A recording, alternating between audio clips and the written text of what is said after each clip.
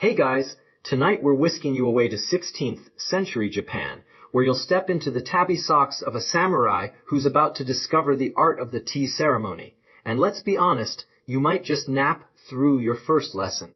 Picture yourself in a quiet tatami room, the scent of cedar and matcha in the air, your katana resting by your side as you kneel, trying to look poised while your legs cramp from sitting Caesar style. It's a world of precision and calm, but with your samurai instincts, you might find the stillness a bit too sleepy. So, before you get comfortable, take a moment to like the video and subscribe, but only if you genuinely enjoy what I do here. Drop a comment with your city and what time it is there. I'd love to know who's joining me on this tranquil journey. Now, dim the lights, maybe turn on a fan for that soft background hum, and let's ease into tonight's journey together. You're kneeling in a small tea room in Kyoto, the year is 1560, and the morning sun filters through the shoji screens, casting soft patterns on the tatami mats beneath you. You're a samurai, trained for battle. But today, you're stepping into the world of Chanoyu, the tea ceremony, a ritual meant to bring peace and mindfulness, though you're already wondering if you'll stay awake for it. Here's the historical core during the Sengoku period. Samurai embraced the tea ceremony as a way to find balance amidst chaos, with masters like Sen no Riki shaping its traditions.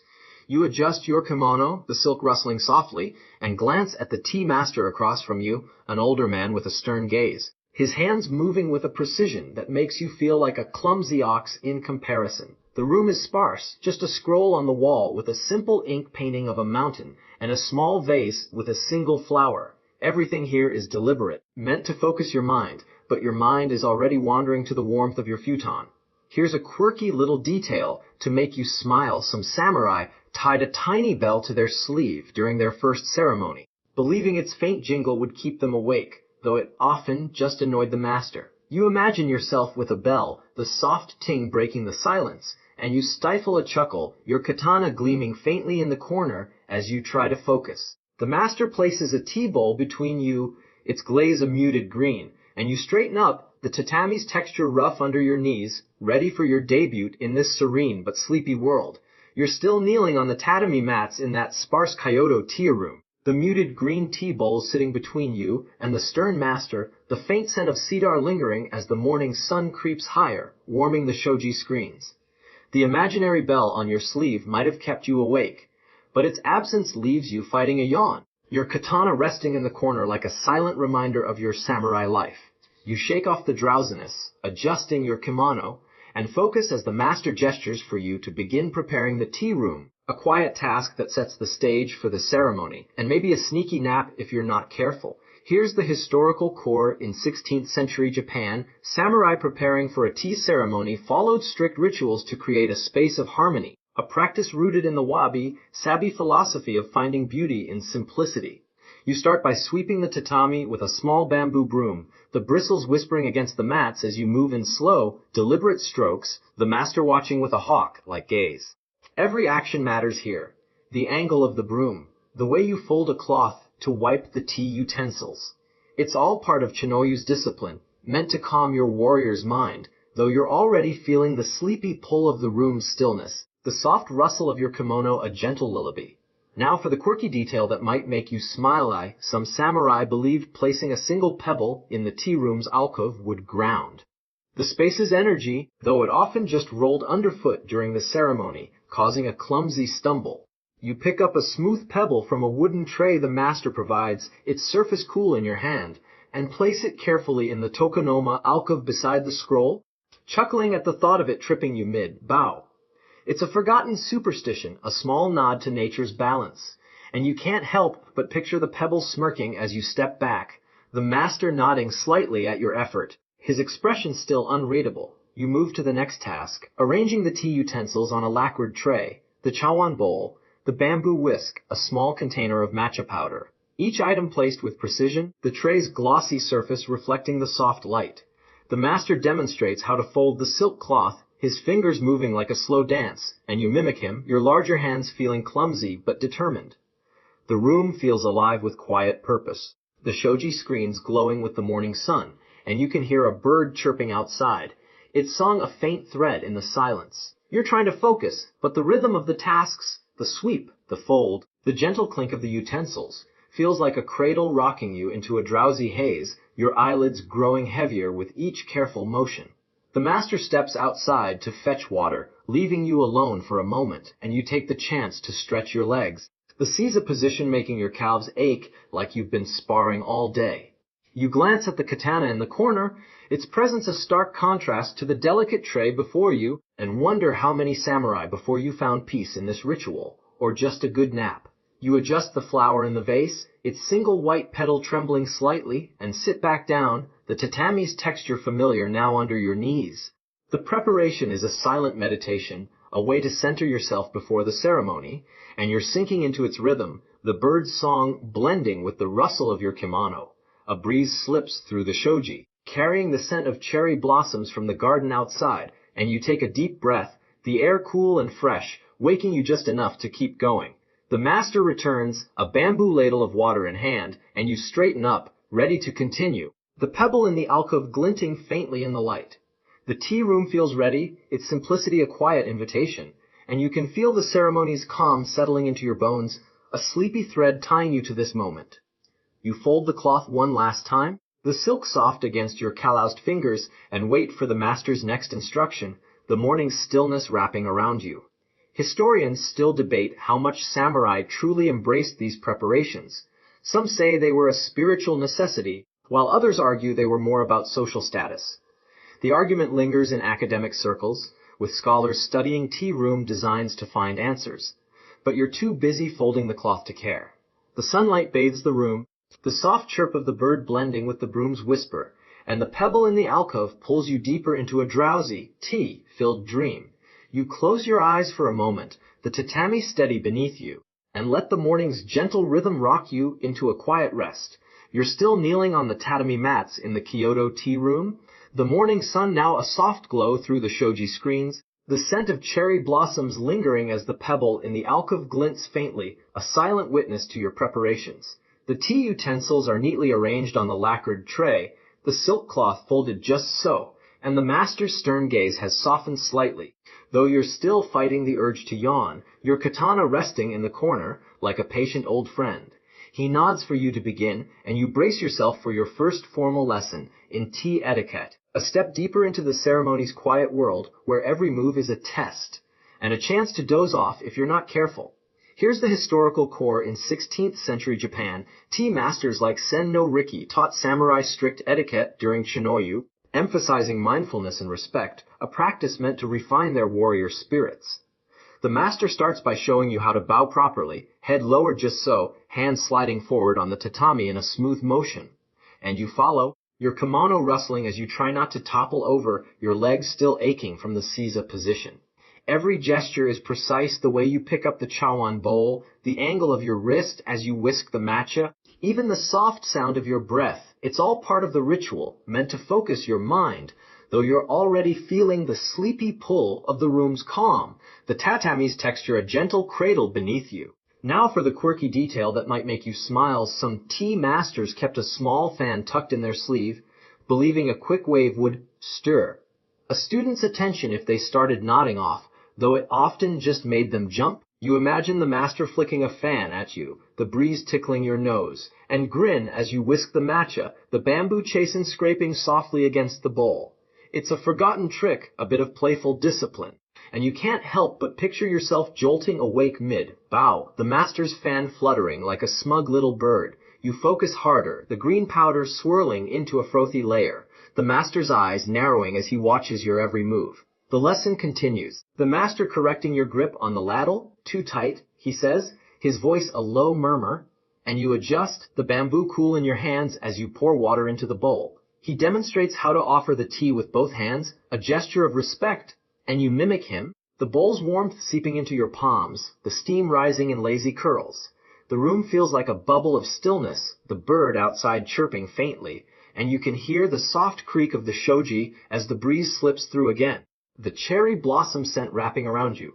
You're trying to stay sharp, but the etiquette's rhythm, the bow, the whisk, the offer, feels like a slow dance, a lullaby that's making your eyelids droop, your head dipping slightly before you catch yourself. You set the bowl down, the master nodding faintly, and he takes a sip, his movements so fluid you feel like a stumbling foal in comparison. He hands it back, instructing you to drink, and you lift the bowl. The match's bitterness a sharp contrast to the room's calm, waking you just enough to keep going. The lesson is a test of patience, a samurai's discipline turned inward, and you can feel its weight in the silence, the master's gaze a steady anchor.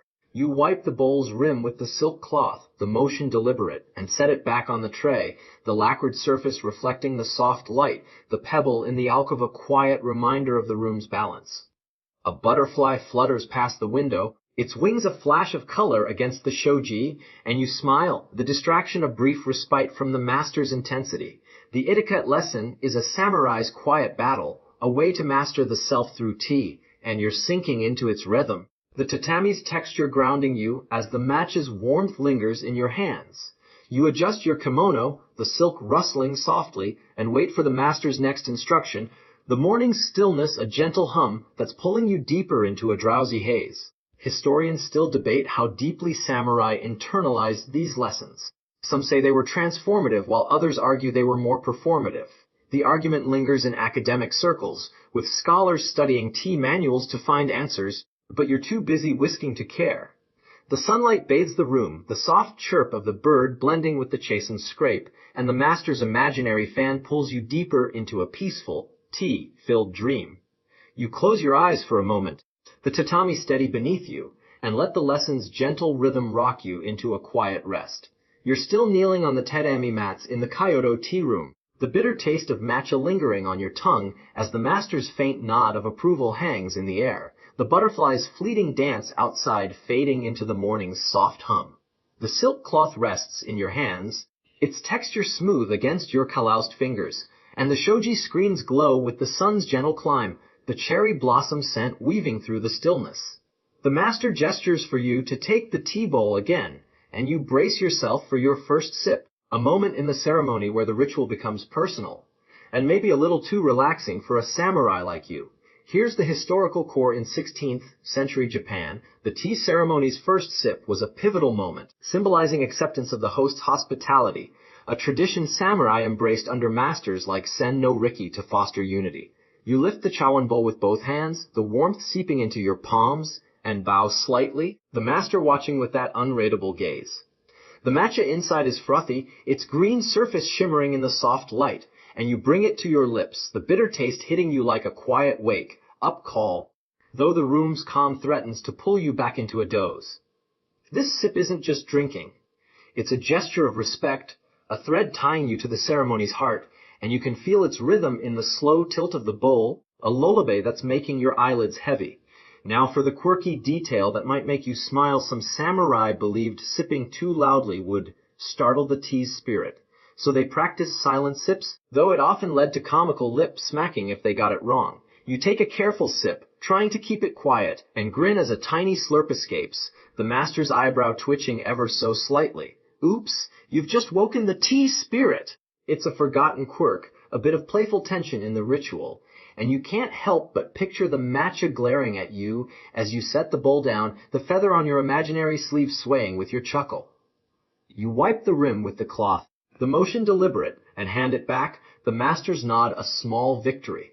The room feels alive with the ceremony's quiet flow, the shoji screens casting patterned light on the tatami, and you hear the distant clink of a neighbor's kettle, a faint thread in the silence. The master demonstrates how to turn the bowl, 2 full rotations to honor its craft, and you mimic him, the ceramic cool as you adjust your grip, the match's bitterness still coating your tongue. The sip feels like a bridge, connecting you to the master and the tradition, and you can see the discipline in his movements, a stark contrast to your own clumsy attempts. You're trying to stay alert, but the rhythm of the sip, the lift, the turn, the bow, feels like a gentle rock, pulling you deeper into a drowsy haze, your head dipping slightly before you catch yourself. You set the bowl back on the tray, the lacquered surface reflecting the soft glow, and the master takes it, his hands moving with a grace you envy. He pours water into a basin to cleanse the utensils, the sound a soft trickle, and you watch, the task's simplicity a quiet anchor in the room. The cherry blossom scent drifts in again, the breeze slipping through the shoji, and you take a deep breath, the air cool and refreshing, waking you just enough to keep going. The first sip marks your entry into the ceremony, a samurai's quiet moment of peace, and you can feel its pulse in the air.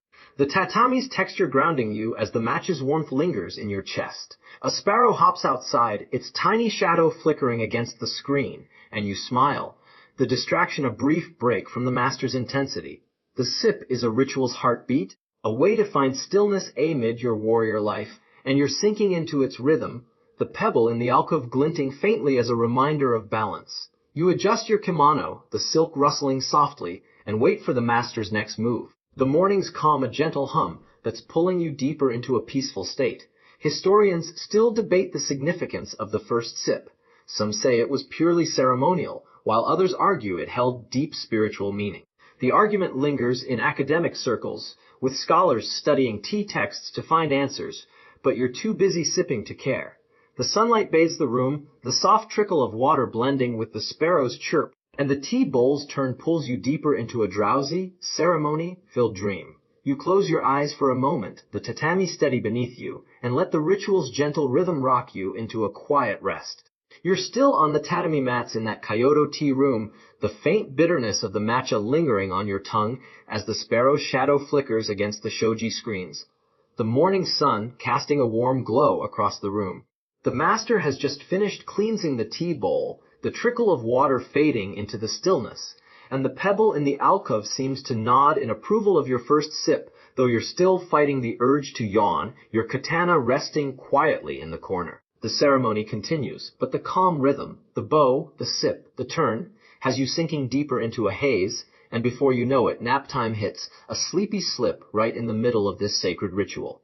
Here's the historical core during the 16th century. The tea ceremony was a space of mindfulness for samurai, but historical records note that even disciplined warriors sometimes dozed off, the ritual's tranquility a stark contrast to their battle-ready lives.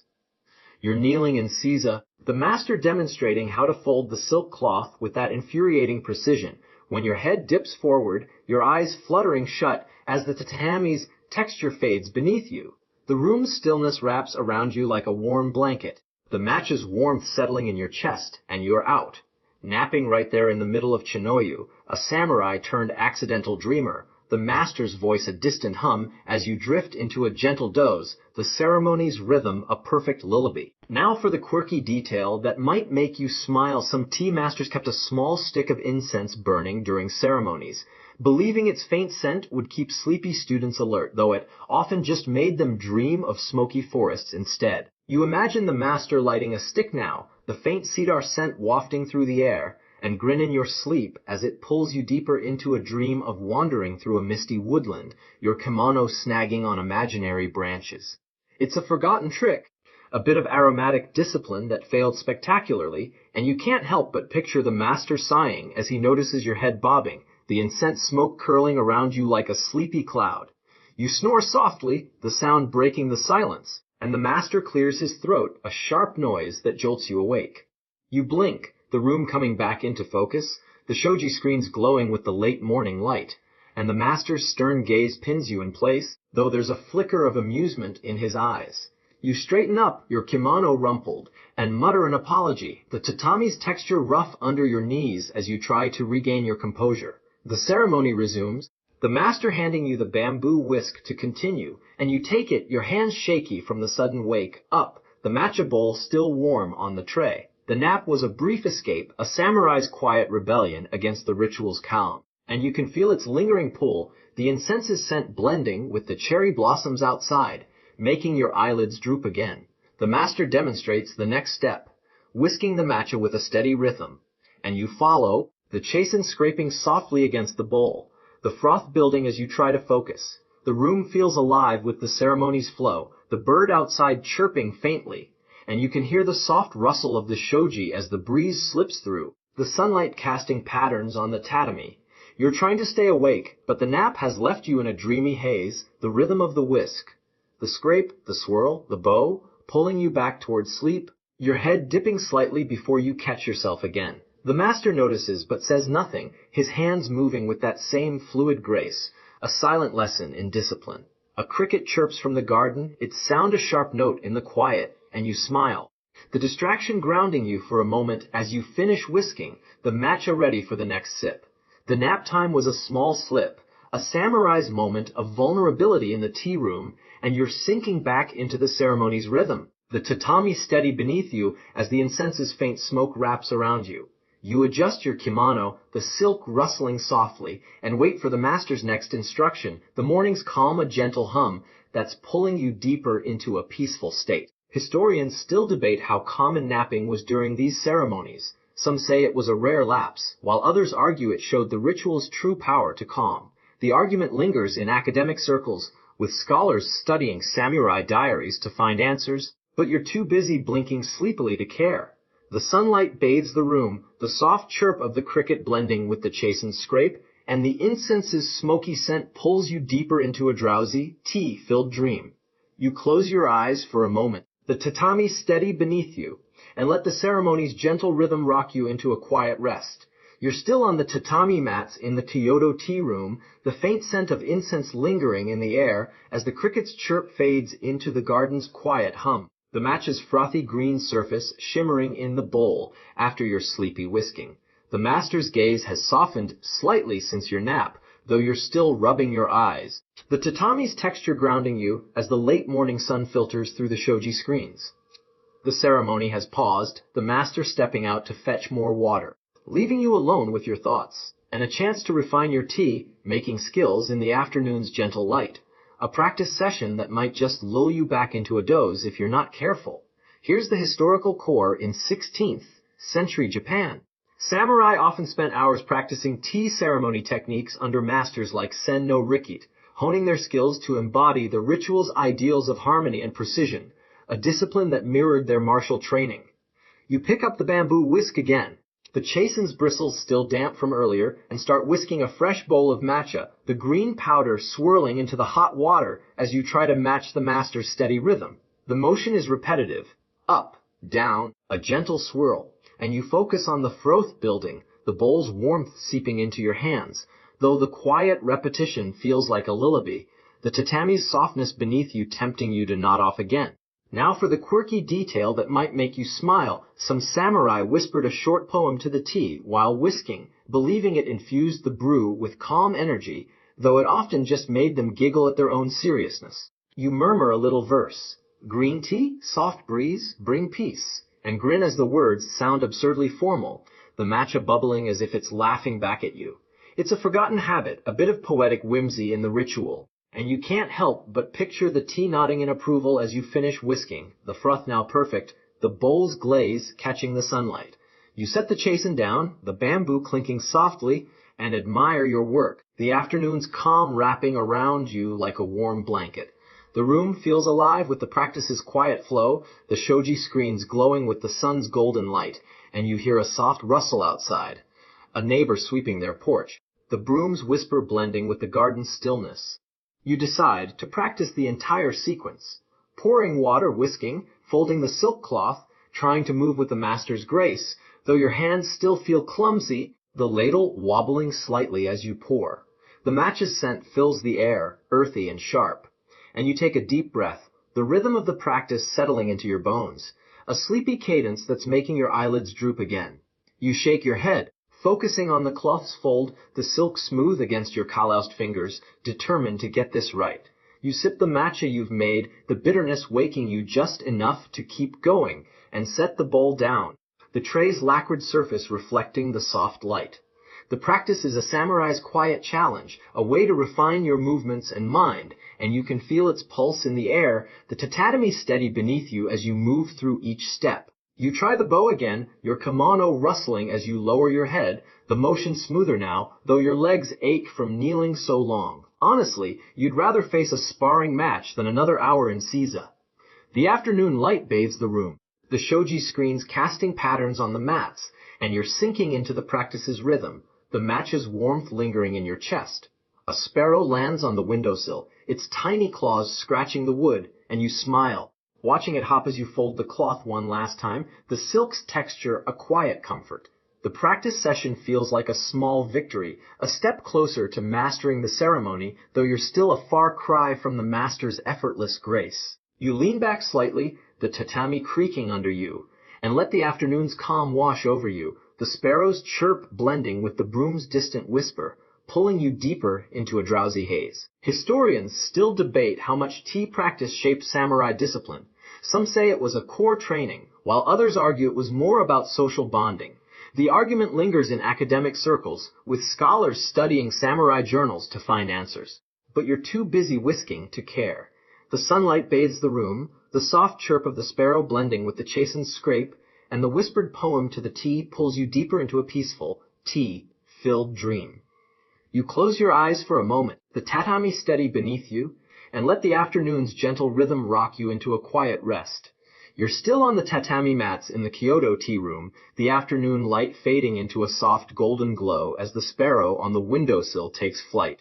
Its chirp lingering in the air while the scent of matcha clings to your hands, the whispered poem to the tea, a faint memory.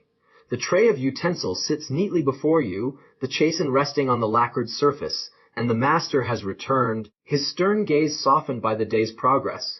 Though you're still fighting the sleepy pull of the practice session, your katana gleaming quietly in the corner. The sun dips lower, casting long shadows across the shoji screens, and you settle in for an evening reflection, a moment to ponder the day's tea lessons in the twilight's gentle hush, a samurai's quiet pause that might just lull you into another nap. Here's the historical core. In 16th century Japan, samurai often used the tea ceremony as a time for reflection, a practice encouraged by masters like Sen no Riki to deepen their understanding of Chinoyu's principles, blending mindfulness with their warrior ethos. You're kneeling in seiza again, your legs protesting as you adjust your kimono, the silk rustling softly while the master lights a small lantern, its warm glow replacing the fading sunlight. He gestures for you to sit in silence, to think on what you've learned, the bows, the whisking, the sip.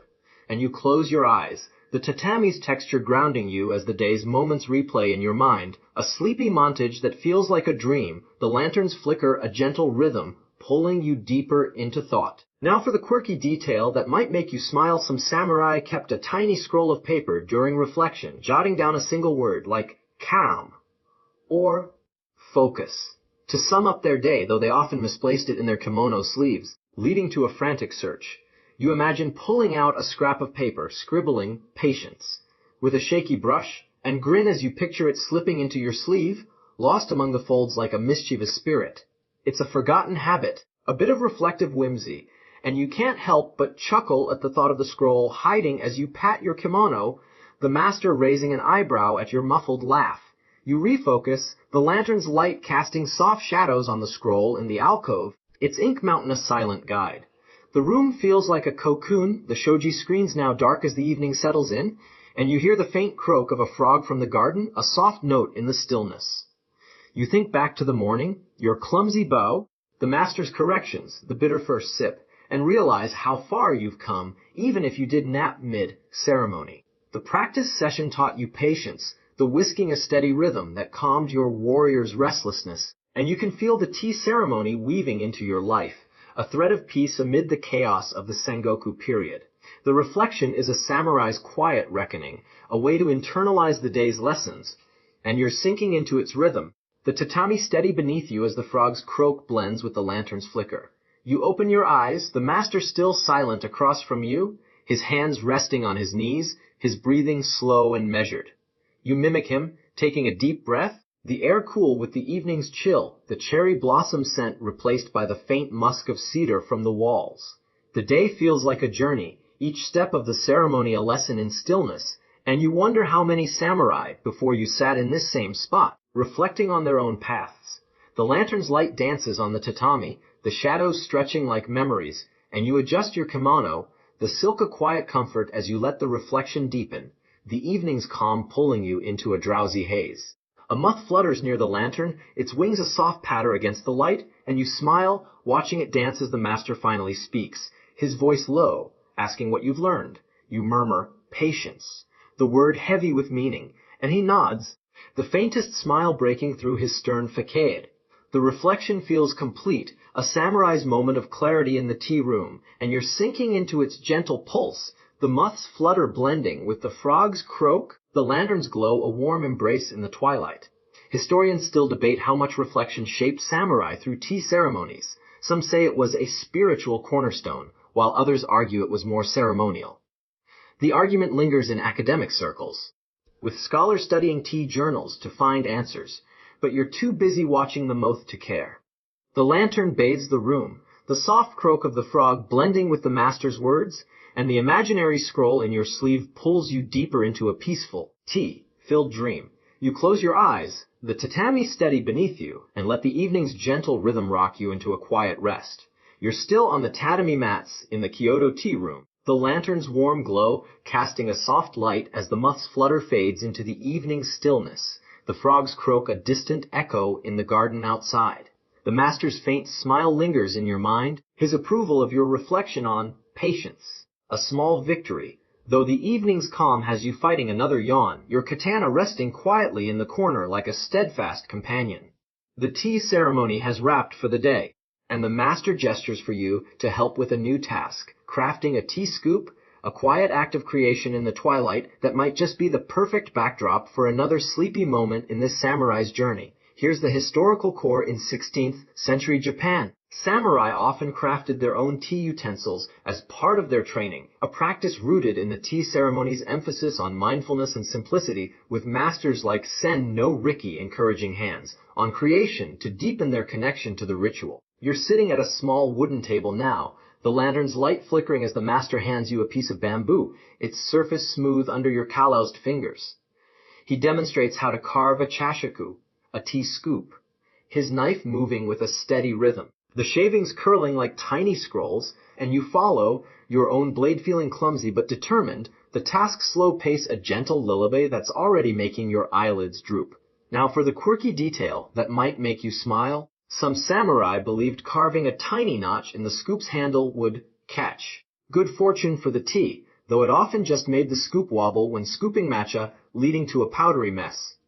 You pause to etch a small notch near the handle, grinning as you imagine the good fortune getting tangled in the bamboo, only to spill matcha all over your kimono later.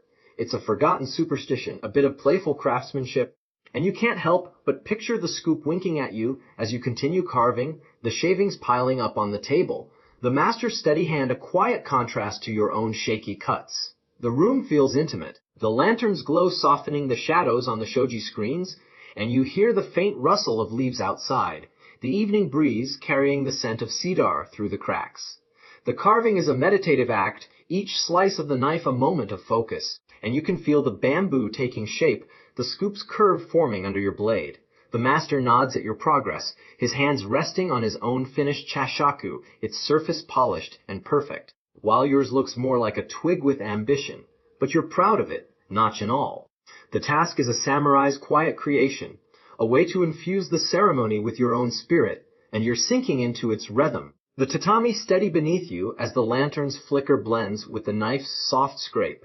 You finish the scoop, its edge rough but functional, and set it on the table, the bamboo catching the light as the master inspects it, his fingers tracing the notch with a faint smile. He hands you a cloth to wipe your hands, the silk smooth against your skin, and you lean back, the table creaking softly under your weight.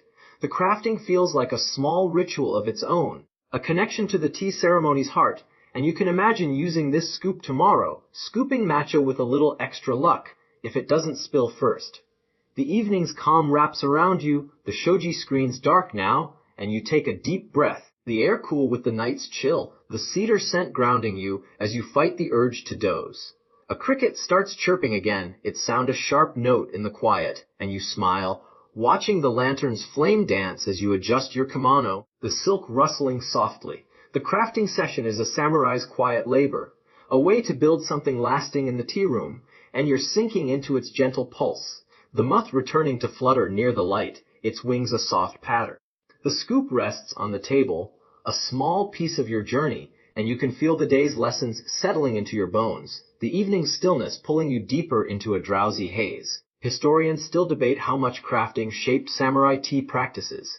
Some say it was a practical skill, while others argue it held symbolic meaning. The argument lingers in academic circles, with scholars studying preserved utensils to find answers. But you're too busy watching the moth to care. The lantern bathes the room, the soft chirp of the cricket blending with the knife's final scrape, and the notch on your scoop pulls you deeper into a peaceful, tea-filled dream. You close your eyes, The tatami steady beneath you, and let the evening's gentle rhythm rock you into a quiet rest. You're still at the wooden table in the Kyoto tea room, the lantern's soft glow illuminating the notch, carved tea scoop resting beside the pile of bamboo shavings. The moth's flutter fading as the cricket's chirp weaves into the night's quiet hum. The master's faint smile lingers from inspecting your work, the cedar scent thick in the air, and your kimono feels heavy with the day's effort. Your katana a silent sentinel in the corner. The evening deepens, and you follow the master outside, the cool night air brushing your face as you join other samurai for a group ceremony, a shared ritual under the stars that might just lull you into a communal nap if the tea's warmth takes over. Here's the historical core. In 16th century Japan, samurai often participated in group tea ceremonies, a practice under masters like Sen no Riki that fostered camaraderie and discipline, blending their warrior bonds with the ritual's calm. You're kneeling in a larger tea room now, the tatami mats stretching under a dozen samurai, their kimonos rustling softly as they settle into seiza, the shoji screens open to reveal a garden bathed in moonlight. The host, a seasoned warrior with a graying beard, lights a brazier, the charcoal crackling as he prepares the matcha, and you watch, your new scoop tucked into your sleeve, ready to assist. This gathering isn't just tea. It's a moment of unity, and you can feel its rhythm in the group's quiet breaths, a lullaby that's already making your eyelids droop. Now for the quirky detail that might make you smile. Some samurai believed passing the tea bowl clockwise would share good fortune, though it often led to awkward pauses when someone missed their turn, sparking a round of muffled laughs. You take the bowl as it comes to you, passing it clockwise with a nod, and grin as a younger samurai fumbles the handoff, his face flushing as the group stifles chuckles. The fortune seems to have tripped him up.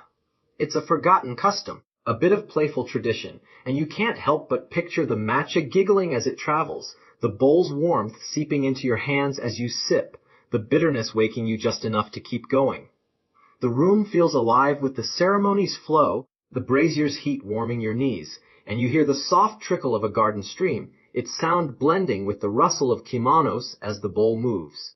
The host demonstrates the whisking, his movements fluid, and you admire the froth he creates, a perfect green swirl that reflects the lantern light. You take your turn whisking when the bowl reaches you, the bamboo chasin scraping softly, and try to match his grace, though your hands tremble slightly. The notch on your scoop a quiet reminder of your craftsmanship. The group ceremony is a samurai shared stillness, a way to bond over tea, and you're sinking into its rhythm. The tatami steady beneath you as the stream's trickle pulls you deeper into a drowsy haze. The bowl completes its round, each samurai sipping in turn, their faces softening in the lantern light, and you notice a friend from your dojo, his katana resting beside him, giving you a subtle nod of approval. The host chants a brief prayer, his voice low and resonant, asking the spirits to bless the gathering, and you join in, your voice blending with the group's in a sleepy harmony.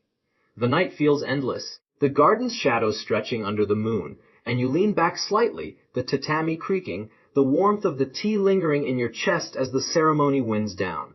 A firefly blinks in the garden, its light a tiny beacon, and you smile, watching it dance as the host cleans the utensils, the charcoals crackle a steady companion. The group ceremony is a samurai's quiet communion, a moment of peace amid their warrior lives, and you're sinking into its gentle pulse.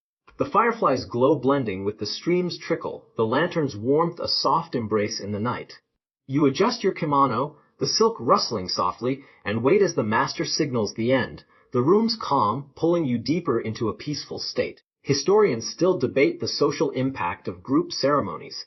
Some say they strengthened samurai alliances, while others argue they were more about status. The argument lingers in academic circles, with scholars studying tea records to find answers, but you're too busy watching the firefly to care. The moonlight bathes the room, the soft trickle of the stream blending with the host's chant, and the clockwise bowl pass pulls you deeper into a drowsy, tea-filled dream. You close your eyes, the tatami steady beneath you, and let the night's gentle rhythm rock you into a quiet rest. You're still kneeling on the tatami mats in the moonlit tea room, the firefly's faint glow fading into the garden's shadows as the stream's trickle softens into a gentle hum, the warmth of the shared tea bowl lingering in your hands. The master's signal to end the group ceremony echoes in your mind. The other samurai rising with quiet nods, their kimonos rustling as they slip into the night, leaving you with a sense of camaraderie and a sleepy haze that clings like the cedar scent in the air. The host gestures for you to stay, and you settle back, ready to discover secret tricks of the tea ceremony, hidden hacks that might just keep you awake, or send you deeper into a doze in this tranquil Kyoto night. Here's the historical core. In 16th century Japan, tea masters like Sen no Riki passed down secret techniques to trusted students, subtle adjustments to enhance the ceremony's flow, a practice that added depth to samurai training in Shinoyu. You're sitting closer to the host now, the brazier's embers glowing softly as he leans in, his voice a low whisper, sharing a trick. Tilt the ladle slightly when pouring water to avoid drips, a small move that keeps the ritual seamless. You nod, trying it with the bamboo ladle. The water flowing smoothly into the bowl, and feel a spark of pride, though the room's stillness and the host's calm tone are already tugging you toward a nap, the tatami's texture a gentle cradle beneath you.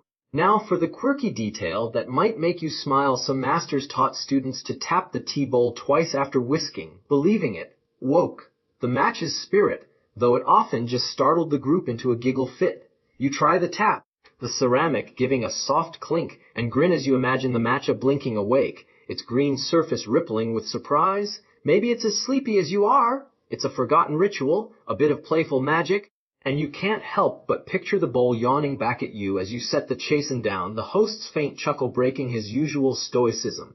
You adjust your kimono, the silk rustling, and lean in for the next trick, the notch on your scoop glinting faintly in the ember light. The room feels intimate, the shoji screens dark against the night, and you hear the soft hoot of an owl from the garden, its call blending with the brazier's crackle. The host shows you how to fold the silk cloth with a hidden tuck, keeping it neat under pressure, and you practice, your fingers fumbling but improving, the silk smooth against your calloused hands.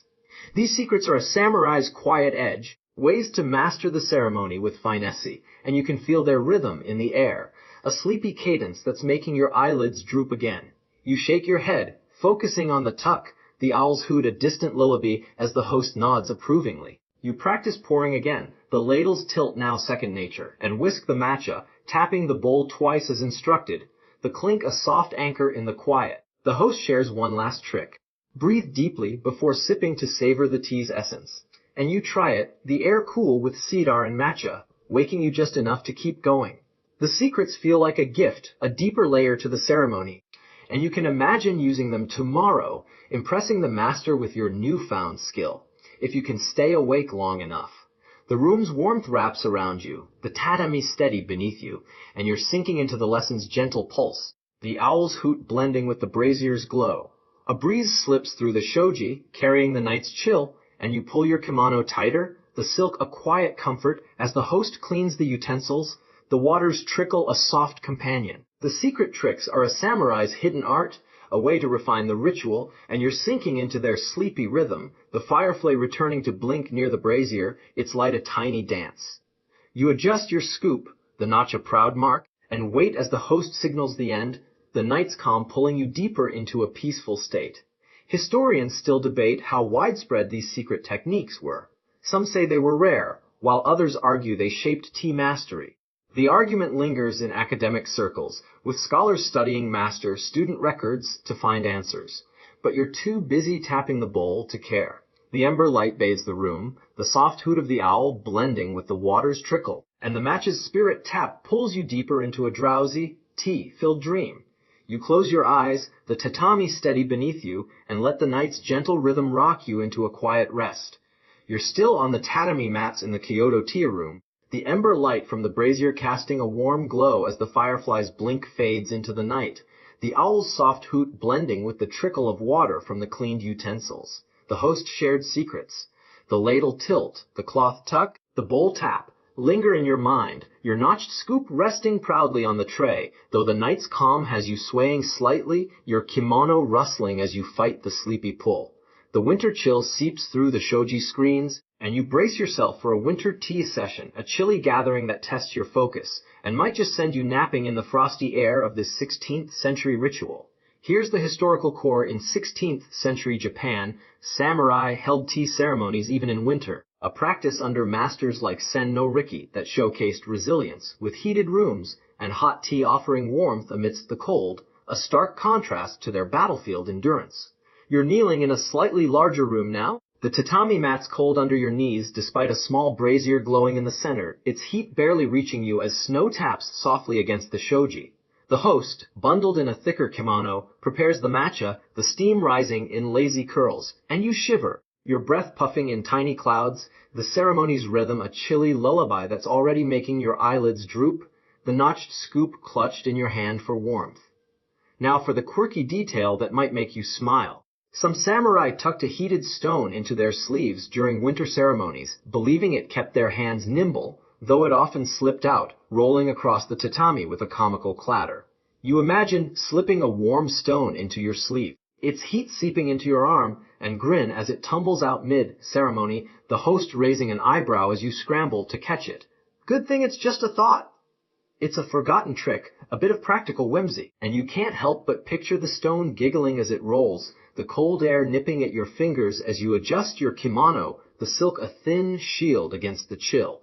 The room feels stark, the shoji screens frosted at the edges, and you hear the wind whistling through the garden, its howl blending with the brazier's crackle. The host pours water, the ladle tilting just as you learned, and you take your turn whisking, the chasen scraping softly against the bowl, the matcha frothing despite your trembling hands. The warmth of the tea is a small comfort, and you sip, the bitterness cutting through the cold, waking you just enough to keep going, though the room's stillness and the snow's gentle tap pull you back towards sleep. The winter session is a samurai's quiet test, a way to endure the season with grace, and you're sinking into its rhythm. The tatami steady beneath you as the brazier's glow fights the chill. The host chants a brief prayer, his voice low against the wind, asking the spirits to warm the gathering, and you join in, your breath visible as you murmur the words, the group's harmony a sleepy thread in the cold. A fellow samurai beside you shivers, his katana glinting faintly, and you share a knowing glance, the ceremony a shared struggle against the winter's bite. The bowl passes, each sip a moment of warmth, and you tap it twice as the host taught, the clink a soft anchor in the quiet, the notched scoop ready for its turn. The session feels like a battle of its own, a samurai's resilience wrapped in tea, and you're sinking into its gentle pulse, the snow's tap blending with the wind's howl. A mouse scurries near the brazier, its tiny paws a faint patter, and you smile, watching it dart as the host finishes the round, the utensils cleaned with icy water that makes your fingers numb. The winter tea session is a samurai's quiet endurance, a way to find peace in the cold, and you're sinking into its sleepy rhythm, the mouse's patter blending with the brazier's crackle, the room's chill a soft embrace in the night. You adjust your kimono, the silk rustling softly, and wait as the host signals the end, the winter's calm pulling you deeper into a peaceful state. Historians still debate how winter ceremonies affected samurai morale. Some say they boosted resilience, while others argue they were more about tradition. The argument lingers in academic circles, with scholars studying seasonal records to find answers. But you're too busy watching the mouse to care. The brazier's glow bathes the room, the soft tap of snow blending with the host's chant, and the imagined stone's roll pulls you deeper into a drowsy, tea-filled dream. You close your eyes, the tatami steady beneath you, and let the night's gentle rhythm rock you into a quiet rest. You're still on the tatami mats in the chilly tea room, the brazier's faint glow barely holding off the winter's bite. As the mouse's tiny patter fades into the snowy night, the wind's howl softening into a gentle murmur outside the frosted shoji screens. The host's final chant lingers in the air, the matcha's warmth a fading memory in your hands, and your notched scoop rests on the tray, a small triumph despite the cold, your kimono offering little comfort against the chill. The winter session has ended, and you return to the master's smaller tea room, the air slightly warmer as spring approaches, ready to impress him with your progress, a moment that might just keep you awake, or send you napping under his approving gaze. Here's the historical core. In 16th century Japan, samurai who trained in the tea ceremony under masters like Sen no Riki often sought their approval after months of practice, a milestone that affirmed their growth in chinoyu, reflecting their discipline as warriors. You're kneeling in the familiar room now, the shoji screens glowing with the pale light of a late winter morning, the cedar scent mingling with the faint warmth of a brazier as the master watches you prepare the matcha. You tilt the ladle just so, pour the water, and whisk with the chasen, tapping the bowl twice as you've learned, the froth perfect as you offer the bowl with both hands, your movements smoother now, the tatami steady beneath you, though the rhythm's calm threatens to pull you into a doze. Now for the quirky detail that might make you smile, some masters gave a small nod with a faint hum. To signal approval, though students often mistook it for disapproval, leading to a flustered rush to fix nothing at all. The master nods, a soft sheem escaping his lips, and you pause, heart racing as you wonder if you've messed up, only to see his eyes crinkle with a rare smile. You've done well! It's a forgotten quirk, a bit of understated praise, and you can't help but picture yourself bowing too quickly, the matcha sloshing as you overcorrect, the master's hum echoing in your mind like a sleepy victory bell. You relax, the bowl warm in your hands, and sip, the bitterness grounding you. The room feels alive with your progress, the shoji screens casting soft patterns on the tatami, and you hear a sparrow chirping outside, its song a bright note in the morning's quiet. The master takes the bowl, sipping slowly, and you watch his movements, still graceful compared to your own, but you can see the difference in yourself. The bow is steadier, the whisking more confident, even the cloth tuck cleaner, all thanks to the secret tricks you've learned. The approval feels like a samurai's quiet honor, a moment of growth in the tea room, and you're sinking into its rhythm, the tatami's texture grounding you as the brazier's warmth seeps into your knees, the spring air outside hinting at renewal. You set the bowl down, the tray's lacquered surface reflecting the light, and the master speaks, his voice low, praising your patience and focus, words that warm you more than the brazier. You think back to your first clumsy bow, your mid-ceremony nap, and realize how far you've come. The tea ceremony weaving into your warrior's life like a steady thread. The room's calm wraps around you, the shoji screens glowing with the morning's light, and you take a deep breath, the air fresh with cedar and the promise of spring. The master's approval a gentle anchor, pulling you deeper into a peaceful state, though your eyelids still droop from the rhythm's lull. A butterfly flutters past the window, its wings a flash of color against the shoji, and you smile. The distraction a brief respite as you adjust your kimono, the silk rustling softly. The master's praise is a samurai's quiet victory, a step closer to mastering chinoyu, and you're sinking into its gentle pulse. The sparrow's chirp blending with the brazier's crackle, the room's warmth a soft embrace in the late winter light. You lean back slightly, the tatami creaking, and let the moment settle, the notched scoop on the tray a reminder of your journey. Historians still debate how much a master's approval mattered. Some say it was a formality, while others argue it shaped samurai identity. The argument lingers in academic circles, with scholars studying tea lineages to find answers. But you're too busy basking in the praise to care. The morning light bathes the room, the soft chirp of the sparrow blending with the master's hum, and the bowl's double tap pulls you deeper into a drowsy, tea-filled dream. You close your eyes, the tatami steady beneath you, and let the morning's gentle rhythm rock you into a quiet rest. You're still on the tatami mats in the Kyoto tea room, the master's approving hum echoing softly in your ears as the butterfly's colorful wings fade from view. The late winter morning light softening into a pale glow through the shoji screens.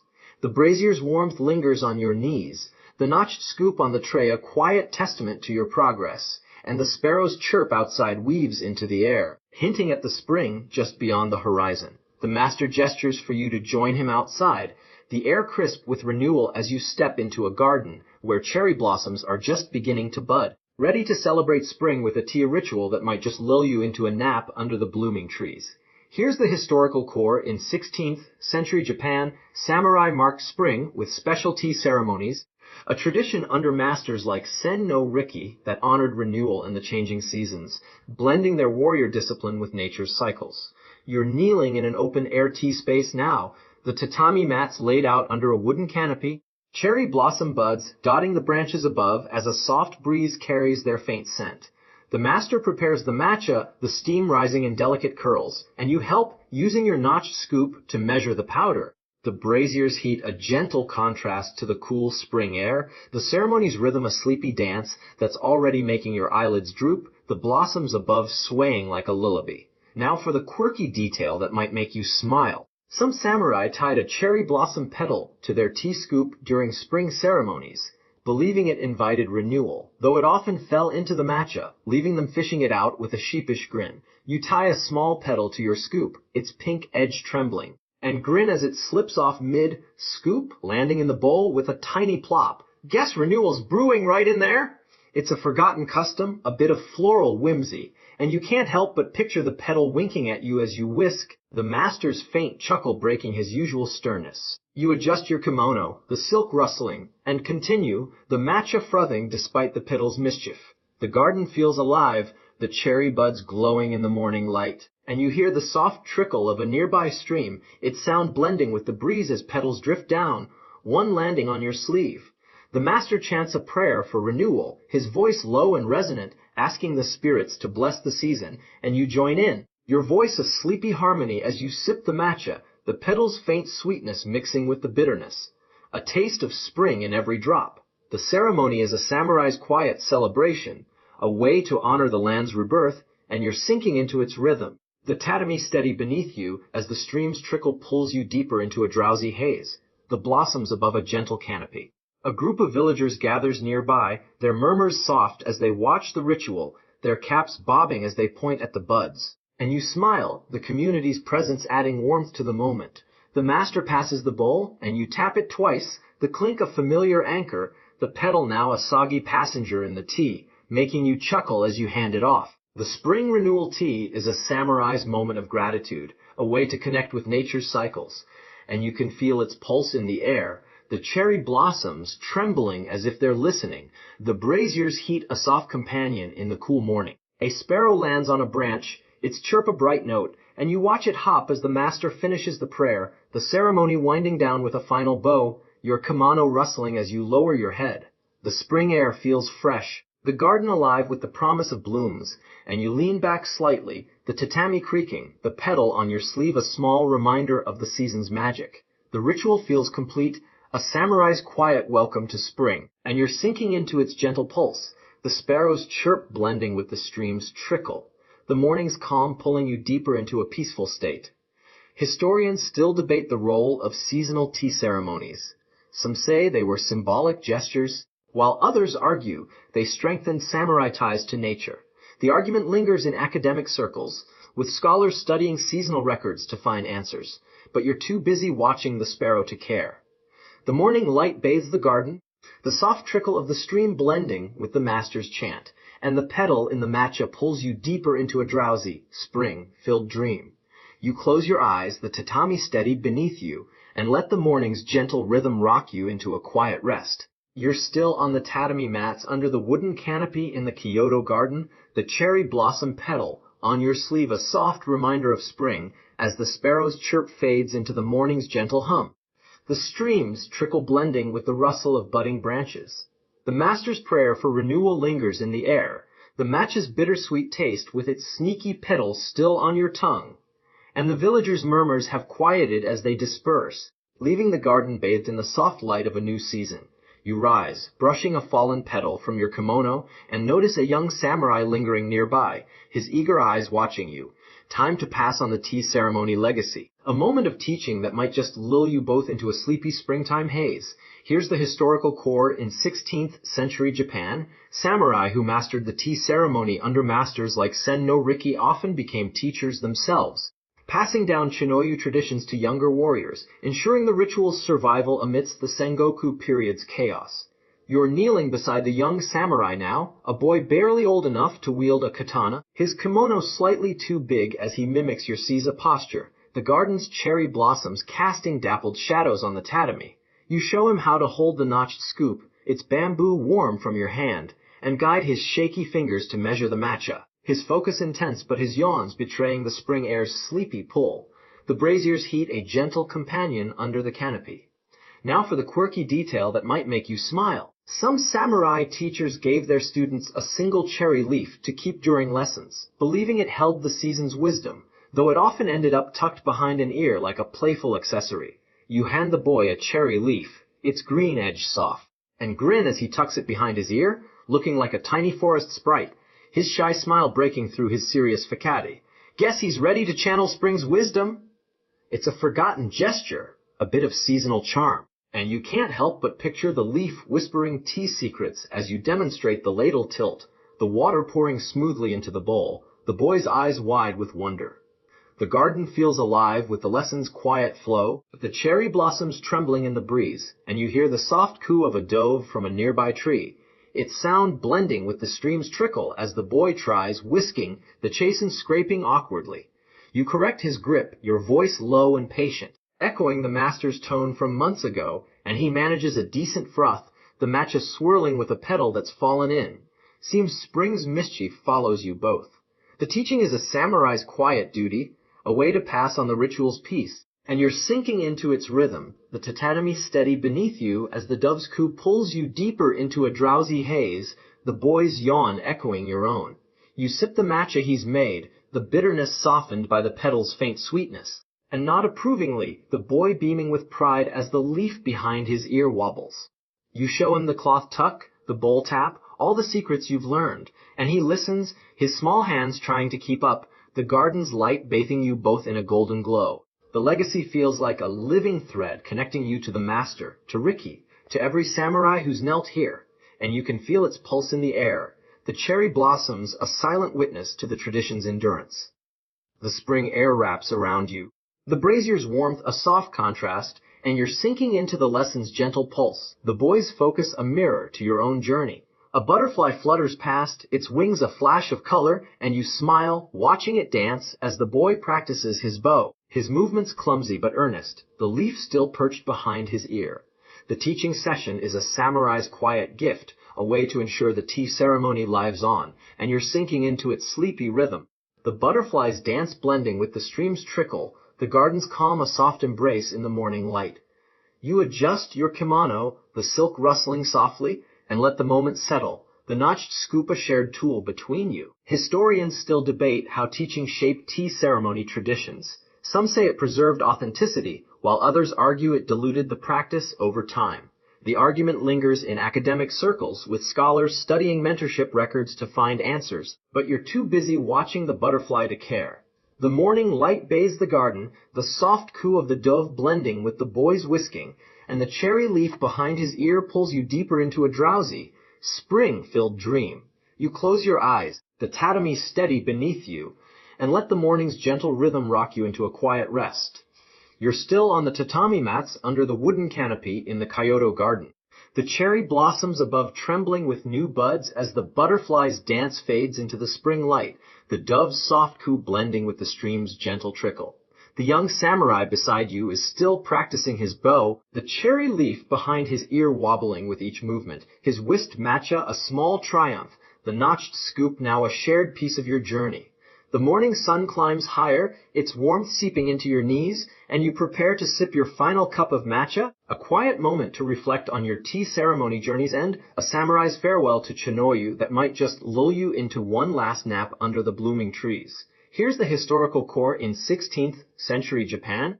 Samurai often mark the completion of their tea ceremony training with a final ritual, a practice under masters like Sen no Rikit that symbolized mastery and gratitude, tying their warrior lives to the ritual's peace. You're kneeling beside the boy now, the brazier's embers glowing softly as you take the chawan bowl, its glaze warm from the matcha he prepared, the petal still floating inside like a tiny springtime passenger. You tap the bowl twice, the clink of familiar anchor, and sip slowly, the bitterness softened by the petal's sweetness, each taste a memory of your journey. The first clumsy bow, the mid-ceremony nap, the master's hum of approval.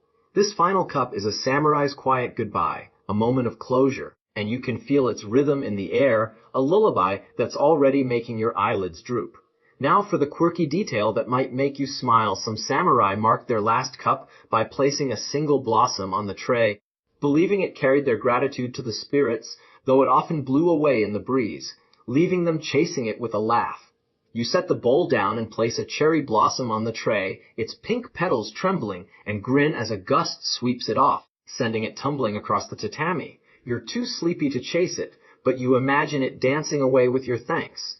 It's a forgotten gesture, a bit of floral gratitude, and you can't help but picture the spirits chuckling as the blossom escapes, the boy giggling beside you as he adjusts the leaf behind his ear. The garden feels like a sanctuary, the cherry blossoms glowing in the sunlight, and you hear the soft rustle of leaves, the breeze carrying the scent of spring through the canopy. You think back to the months of training, the cold winter session, the group ceremony, the secret tricks, and realize how the tea ceremony has woven into your life a thread of calm amidst the Sengoku chaos. The boy watches you, his eyes bright with the lessons you've passed on, and you nod a silent promise that he'll carry this forward. The final cup feels like a full circle, a samurai's journey through Chinoyu complete, and you're sinking into its rhythm, the tatami steady beneath you as the stream's trickle pulls you deeper into a drowsy haze. The master joins you, his presence a quiet anchor, and he bows, a rare gesture of respect that warms you more than the sun. You bow back, your kimono rustling, the notched scoop resting on the tray a symbol of your growth, the boy mimicking your movements with a shy smile. The garden's light bathes you all, the cherry blossoms a canopy of renewal, and you lean back slightly, the tatami creaking, the warmth of the moment settling into your bones. The tea ceremony has taught you patience, focus, and a peace you never knew as a warrior, and you're sinking into its gentle pulse, the dove's coo blending with the breeze, the spring air a soft embrace. A petal lands on your hand, its touch feather light, and you smile, watching it rest as the boy packs the utensils, his small hands careful but eager. The final cup is a samurai's quiet farewell, a way to honor the journey's end, and you're sinking into its sleepy rhythm, the petal on your hand a small piece of spring, the garden's calm pulling you deeper into a peaceful state. You adjust your kimono one last time, the silk a quiet comfort, and let the moment wrap around you, the notched scoop a memory of every step.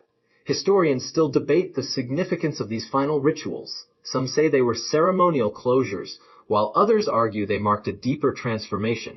The argument lingers in academic circles, with scholars studying tea records to find answers. But you're too busy watching the petal to care. The sunlight bathes the garden, the soft coo of the dove blending with the boy's hum, and the escape blossom on the tray pulls you deeper into a drowsy, tea-filled dream. You close your eyes, the tatami steady beneath you, and let the morning's gentle rhythm rock you into a quiet rest. The garden fades into a soft blur, the cherry blossoms above stretching into an endless canopy, their petals falling like whispers, each one carrying a piece of your journey. The bows, the whisks, the quiet naps, into a dream that feels like spring itself. The tatami beneath you melts into a warm cloud, the stream's trickle now a distant lullaby, and the boy's hum becomes a gentle breeze, wrapping you in a cocoon of peace. The notched scoop, the petal, the master's hum, they drift away, leaving only the scent of matcha and cedar, a tender memory that rocks you deeper, as if the garden itself is tucking you in, the spring light a soft blanket over your shoulders. You're floating now, the samurai's life a far-off echo, and the world feels like a whisper, a quiet good night from the blossoms above.